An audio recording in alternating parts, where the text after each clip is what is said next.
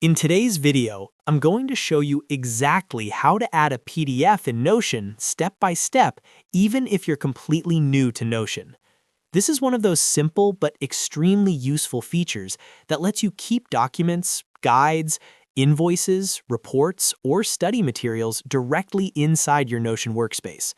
By the end of this video, you'll know how to insert a PDF, import it properly, and make sure it's accessible whenever you need it.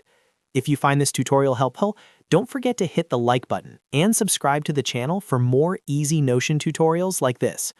All right, let's jump right in.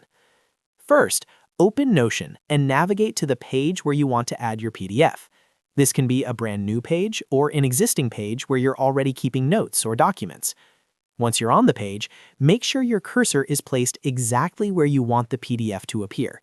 Notion works using blocks, so wherever your cursor is, that's where the PDF block will be inserted. Now, type a / on your keyboard, followed by the letters PDF, so you'll type /PDF. As you type, Notion will automatically bring up a list of block options. From that list, look for the option called PDF. This is the block specifically designed for embedding or importing PDF files into your page. Click on the PDF option, or simply press Enter if it's already highlighted. Once you click PDF, Notion will open a small menu giving you different ways to add your file. Here, click on Import. This option allows you to upload a PDF file directly from your computer. After clicking Import, a file picker window will open. Browse through your folders, find the PDF you want to add, select it, and then click Open. Notion will now upload the PDF and place it directly into your page. Depending on the size of the file and your internet speed, this may take a few seconds. Once the upload is complete, you'll see the PDF embedded right inside Notion.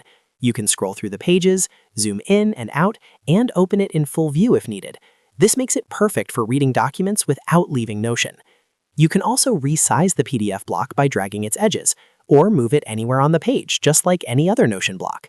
If you want to add context, you can type notes above or below the PDF, or even place it inside a toggle, column, or database entry.